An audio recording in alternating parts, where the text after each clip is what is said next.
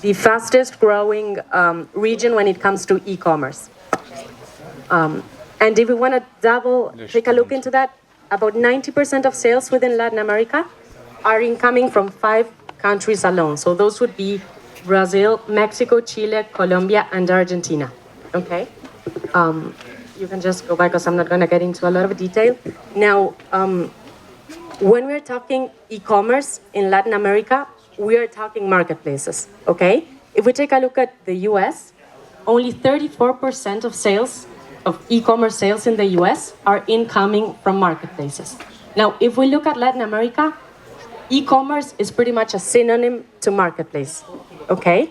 Just so that you get the gist of this, in Brazil, out of the 10 most visited websites, 9 of them are marketplaces, right? So this means that marketplaces in Latin America are not just selling platforms, they are actually the ones driving growth in the region. Go ahead. What's the challenge here? If we look at marketplaces in the US, we're going to see that there's one clear dominant player, which is Amazon. We all know about them. If we look at Latin America, if you want to actually sell in marketplaces, you need to publish your catalog in at least 6 to 8 marketplaces to cover about 80% of the share, right?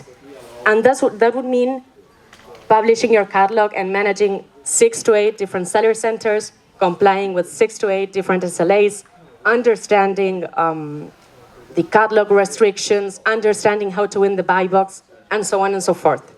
So this adds a tremendous amount of challenge to the seller. Go ahead.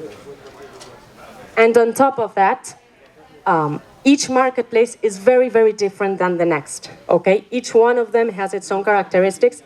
I'm going to get into this, which is a pity because we're going to speak very highly of Magalu, and Freddy's here, and he was going to be super happy, but I can send you this later.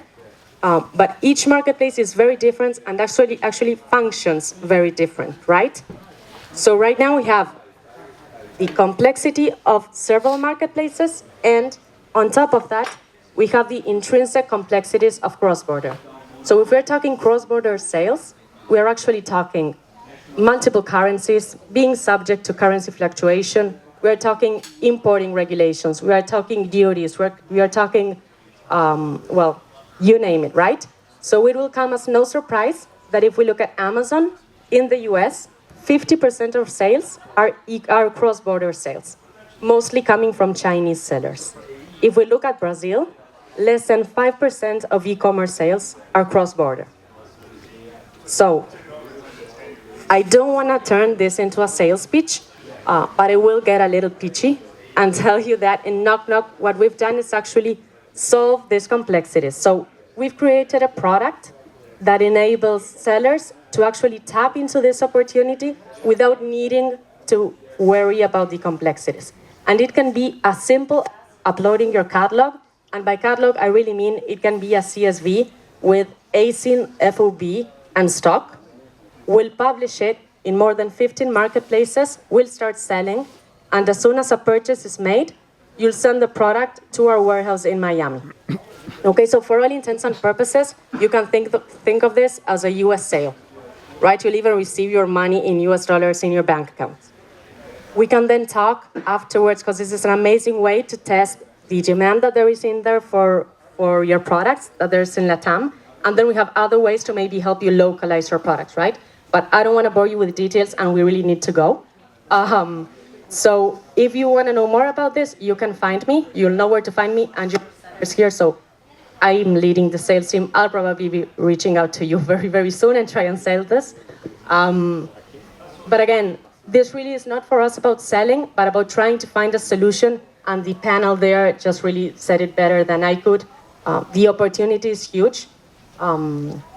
So feel free to reach out if you want to learn more, either about LatAm or about what Knock Knock does. Having said that, I don't know, Ilan, if you want to say anything. Otherwise, thank you all for coming. I hope you feel a bit closer to Latin America than you felt when you woke up today. And we're looking forward to having you, everybody, for drinks upstairs. I don't know, Ceci will lead the way.